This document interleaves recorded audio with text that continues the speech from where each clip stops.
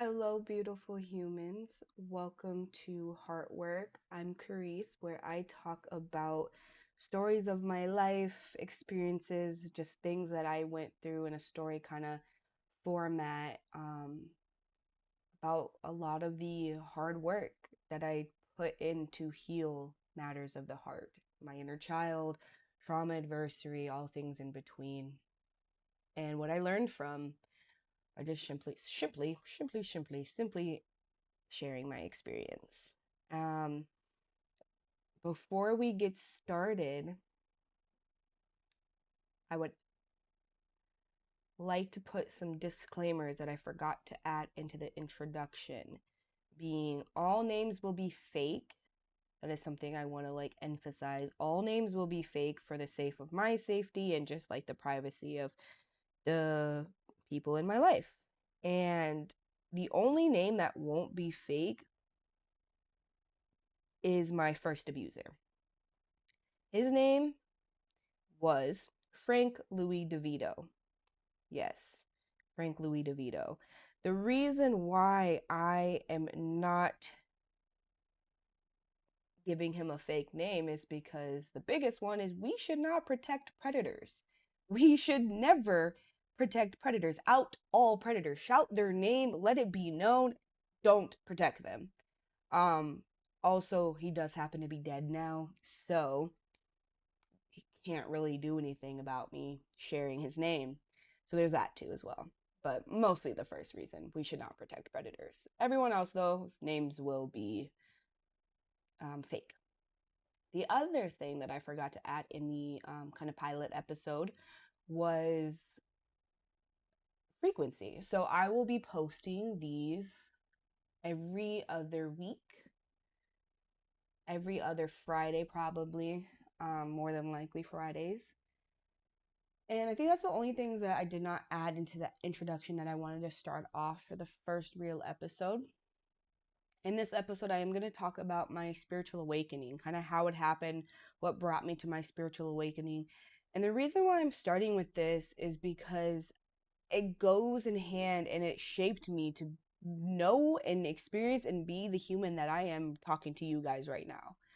It was a extremely pivotal moment of my life. It was a spiritual awakening, right? It's if you've had one, you know, you just know. If you know, you know. And so I just want to do that for the first episode because I just feel like the introduction is important to just know what heart work is, but this one's going to be important to know who I am, honestly, who I am and the way that I view the world and what I've done from the hand that I was dealt. So yeah, I think we can just kind of jump straight into it. Normally I have you guys take a breath, or normally I will have you guys take a breath, but today I'm just feeling like just jumping straight into this. Um, Now, I was 11 years old, and oh, I probably shouldn't just jump straight into it. I should talk about the trigger warnings in this episode. So I'm not going to go very much in detail, but I will be talking about drugs, child neglection, abuse, like sexual abuse, all abuses, let's just say all abuses, um, drugs. I don't know if I said drugs already. I will talk about drugs. Yeah, I think those are the main trigger warnings. Can't really think of any other ones right now, but I won't be going in great detail in this episode. Now, we can set the scene. So the year is 2014. I'm 11 years old, and imagine where I'm talking to my mother. If you were to walk into a house through the back door, right in front of you, straight ahead, is stairwell downstairs. To the left is the dining room, to the right is the kitchen. It's like very open, right? Like you have obviously like a staircase protecting the stairs, but it's still very open. Like you can see from the kitchen to the dining room and so forth. So now, before I tell you the conversation I had with my mother that kind of brought my spiritual awakening, I'll give you a little bit of backstory of what I kind of dealt with before 11. So my mom is a drug addict, and she liked all types of drugs, but primarily she liked meth. She liked to shoot them drugs up. That was her forte. And she also was a prostitute, so a lot of men, a lot of things happening in her home. If you know anything about meth, too, just very crazy, just very shoot up. Oh my god, my child's trying to kill me. She's a demon. I'm a disorganized attachment, and it makes sense because I both loved and feared my mother because she was both loving and fearful. And my dad pretty much left my life, not necessarily by choice. We'll definitely talk more about that in further episodes, but didn't really have him around after like I think 2 or 3 or so.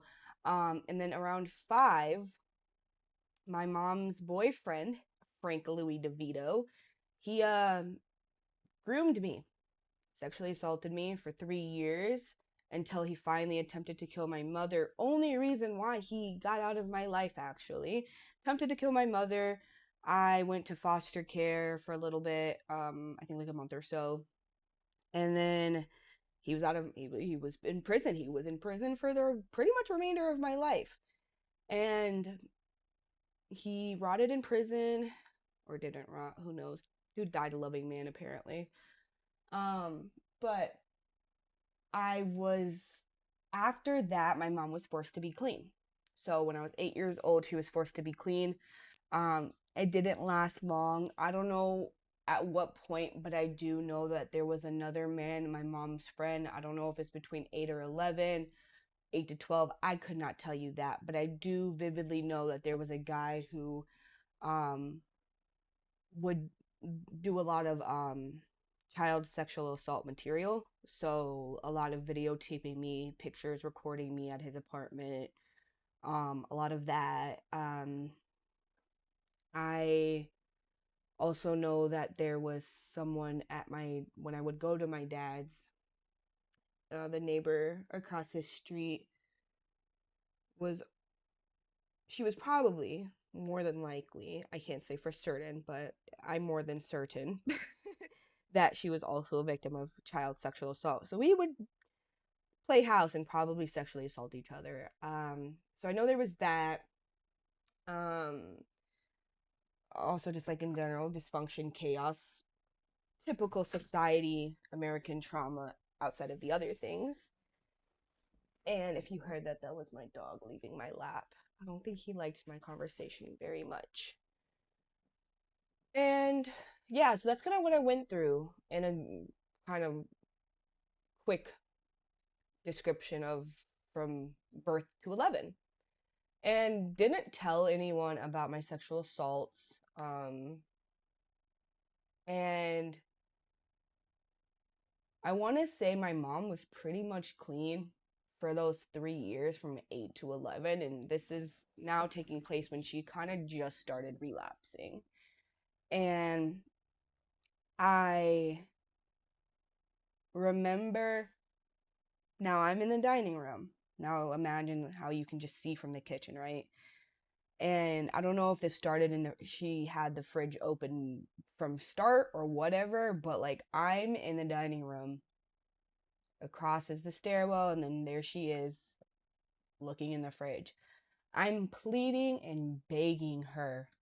I'm saying, we had it so good. Like, why do you need drugs? Like, I love you so much. I took so much pain. I endured so many things, thinking to myself, you don't even know, but I did a lot. I'm telling her, like, I took so much pain for you. I love you. You were just clean. We had it so good.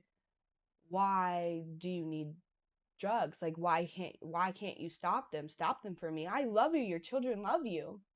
And I'm just pleading. I'm so distraught. I blanked out a lot of my childhood.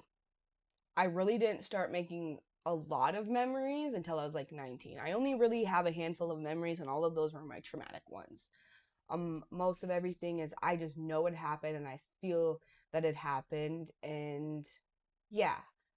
But yeah, handful of memories, but they're all the bad ones. this one is one of my more vivid ones. This one I remember pretty extremely. And I just remember just feeling so hopeless and helpless that my mom could not get sober again, you know, like I just like remember saying like we had it so good, like you were clean, like I love you, don't do this, like isn't my love enough? Just pleading, just whatever. And this is when it happened. So other disclaimer, I'm speaking through my reality, through my lenses, how I view this world. I'm very spiritual. I'm very grandeur, is that the word? I don't know. Very imaginative. But you can call it that way, but this is truly like what happened. And if you're spiritual and if you had a spiritual awakening, you're gonna kind of not be as confused. But if you're like a very logical, scientific person, you're gonna be like, yeah, bullshit, right? But nope, it's not bullshit. That shit happened. Okay, anyways. So, going back to the scene. So, we are. Sorry if you hear my necklaces clicking and clacking in my microphone. If I go big, I will definitely get a like one that can be on like a boom bar, I don't know what they're called or something like that. I'm gonna spend the money, but I've had no views on my first one, so it's a slow process. So I'll just get it in the future. Anyways, we're getting so sidetracked. So, um, yeah, begging and pleading. And at this moment, because the whole time I'm talking to her, mind you, she's like looking in the fridge. She's like not paying me much attention. She's obviously kind of listening, but she's really not. Like, she's dead in the fridge, having it open as I'm pleading across the room from her. But I remember she looked at me after I asked her, like, I love you, your children love you, can't you stop doing drugs? Something like along those lines. She looks at me, dead in my eyes, and say, I will never love you enough to stop doing drugs. She shuts the fridge, and it was instantly after that. Now, I'm sure this probably happened in the span of 20 seconds, right? But it felt like minutes, like hours, honestly.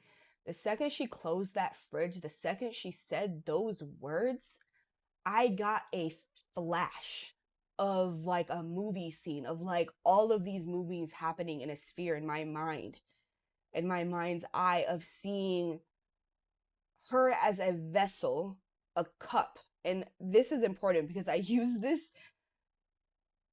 metaphor a lot in life. But she was a cup. She was a broken, chipped away cup. And it was like the second that fridge closed, I got all the answers I needed to know. Not from her, but from the universe. This movie scene that I saw showed me how little she loves herself, how little my family loves themselves, how little society loves themselves as an entire whole. Then it went further than that. You see how these people are a broken, chipped away vessel with no water, no life into their cup, no love into their cup. You see this, right? You see it in your mother, you see it in your father, you see it in your grandma, you see it in your whole entire family. And now I'm going to show you why that is. I saw the puppet master, the systems in place to keep us broken, to keep us weak, to keep us hating ourselves so we don't come together. At 11 years old, I saw in my mind's eye how we are so dysregulated, dysfunctional, so helpless as a society, the general population. And I saw that, but I also saw why. I saw how. I saw why they're doing it, why it is. I saw everything in that, however long, in those 30 minutes, like a movie scene. I saw it took away the biggest lens of propaganda that we're all forced and conditioned to. Because, mind you, the thing that I learned is that everything you think you know and everything you believe in is systematic conditioning to keep you small. That's the general gist of what I learned in that moment. The problems that are happening of your drug addiction, sexual abuse, dysfunctional, unhealthy household, it's across the next door and the next door after that and the next door after that. Why? Because of society, because the systems in place and the people who created the system. That is who's actually at fault. That is who the bad guys are. Not your mother, not even your abuser. Those people. So, I don't even know what I did in that conversation. After that, the memory's pretty much gone. But I dedicated my life to not being like that. To make sure that I kept my eyes open to see all of the conditioning, all the systematic, traumatic ways of life that people walk. At first, my biggest thing was, oh, she doesn't love herself enough. Like that's how it all happened, because mind you, my mother was actually just a victim of society, but of having ADHD and her family not being regulated, loving themselves, healthy enough to care for a child like her. So they made her be small. They made her feel like she was wrong in her own body and she just wanted to be normal. So she ran away. And the second she ran away, she got groomed. She got pimped. She liked this life. Oh, nothing's wrong with me. You like how crazy I am? You like how ADHD I am? Of course she's going to stay around those people. Then she fell into drugs. Why do you think meth was her choice? It's just Adderall. Adderall is just legal meth. Okay? That's all that it is. Makes you question why these drugs exist in the first place. But that's a conversation for another day. Now, anyways, I dedicated mostly to healing myself. I realized all of these people are battling their own demons. They're not going to help me battle the demons that they gave me, that was put on me because of them. So I'm going to do it. I instantly switched my mindset to an internal locus of control. Whatever hands I was dealt, it is now in my power to milk it to gold. Squeeze every bit of shit I got and turn it into something beautiful. And I did. And I am. And I researched a lot, though, in the beginning. I now realize, of talking to more people with spiritual awakenings, that kind of is what happens. But I'm talking about, I researched a lot. I'm very grateful in 2014. Oh, mind you, in 2015, my nephew was born and she got sober.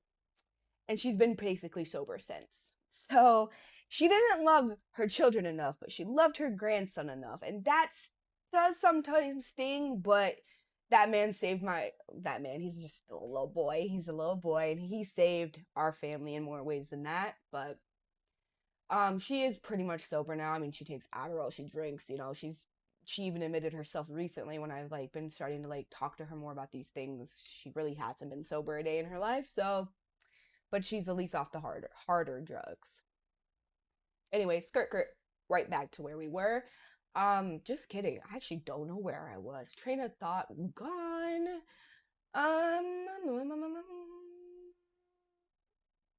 I researched a lot. A lot, yeah. So I was fortunate enough to come onto this earth to be part of the digital age, not digital AI quite yet. That's this age. I was just enough that I had Google, I had a computer, I had access to all of that. Mind you, my mom had money. She was a prostitute, right? Yeah, I didn't struggle that much financially. My siblings, being 10 years older, started off with that struggle, but my mom kind of made it, and she had that money already. So I had a lot of things that I wanted, which was a computer, right?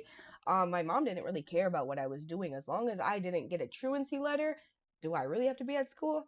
The answer is no. So I spent pretty much the 3 years from 11, 12, and 13 primarily, a lot of 14 too, but mostly those first 3 years, studying every single day. I'm talking about notebooks on notebooks on notebooks on notebooks.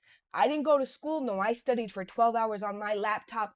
Propaganda, conditioning, the Vox systems, spirituality, religion, belief systems, um, quantum physics, child inner, like everything, absolutely everything you could think of, I was studying at 11 years old. The things happening in the things happening in the Epstein files, I knew about 11. I knew about the multiple islands that we've had.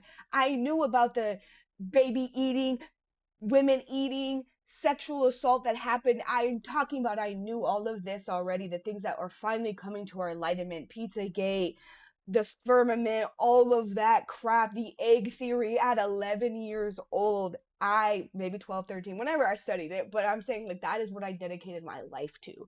Was studying, was understanding, which then implicating taking it into healing myself. No one's gonna help me go through everything I went through and transform it. No, it's up to me. It's me. I can only do it for myself because they aren't even considering doing their inner work. The people around me aren't even thinking, considering. It's not even a seed in their brain to like maybe do some inner work, like look in the mirror and do some shadow work. No, not at all. So it's up to me.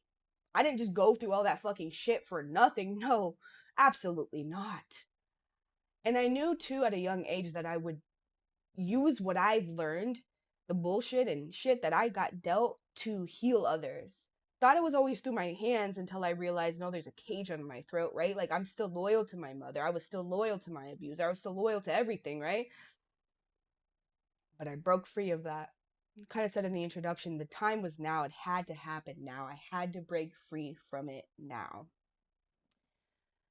Anyways, yeah, I studied a whole lot. I mean, I would say now from like 14 to 19, I went through another handheld full of trauma. I was born into dysregulation, and the thing about dysregulation, you're going to only go for what feels familiar, which is dysregulation, right? Chaos.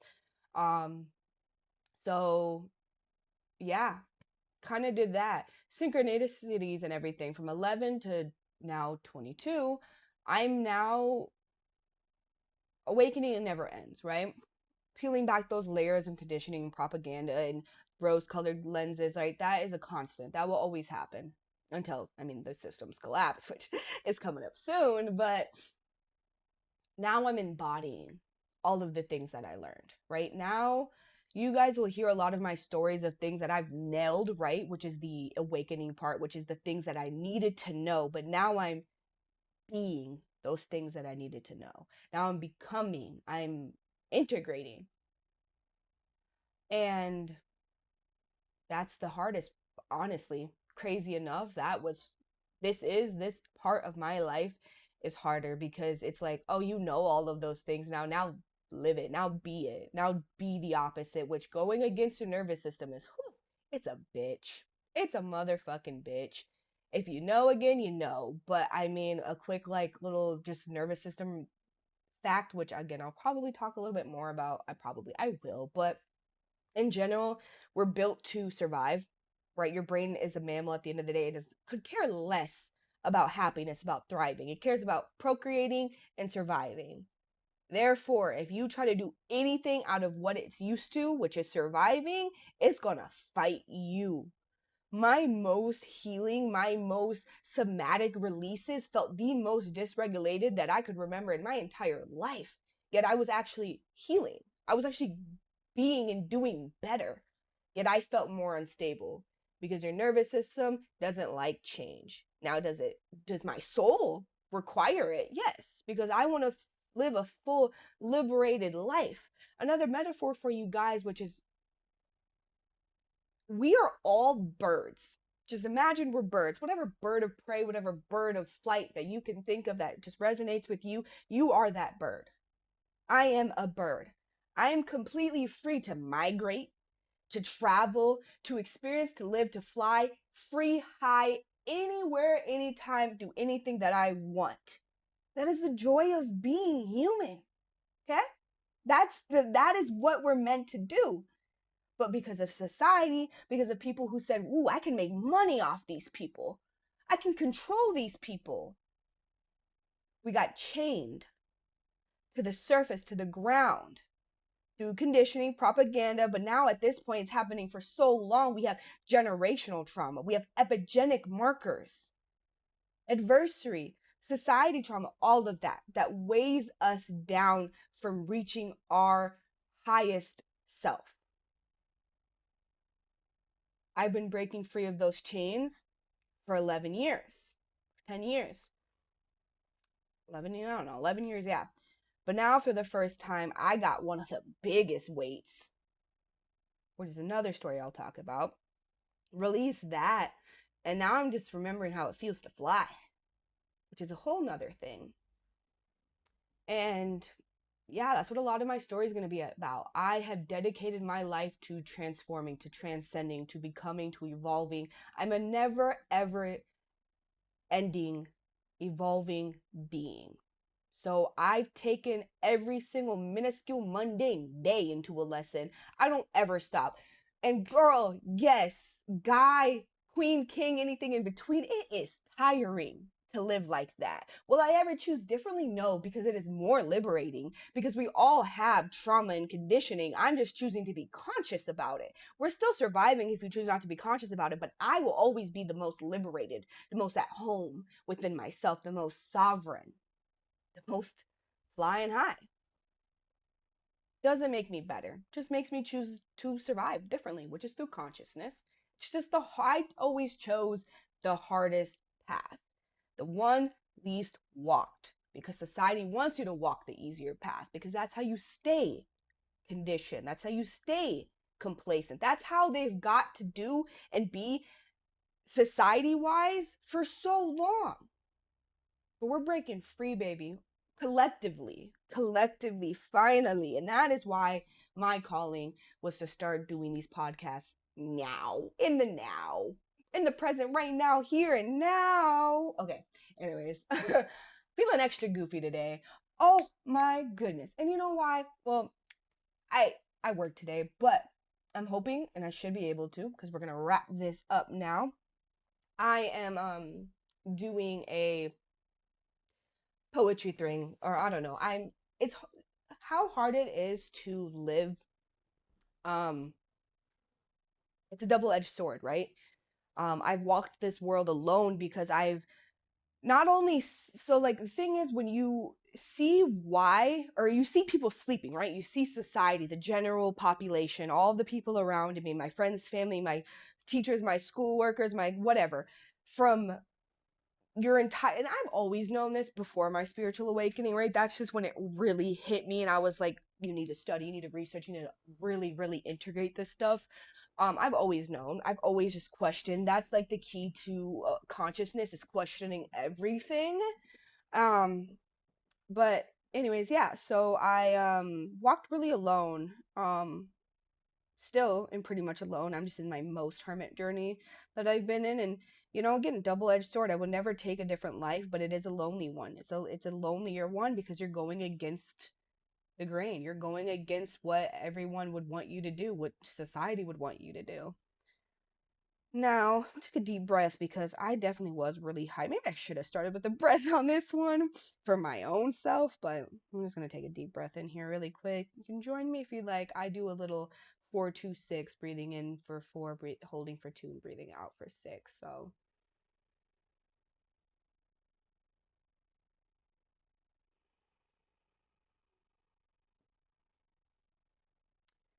now I just want to share a poem that I wrote to end us off today. It's really fitting for this whole thing, for this actual episode. Mind you, it wasn't meant for this episode. It came to me during a client. She actually was talking about being a mother, and it just instantly started flowing.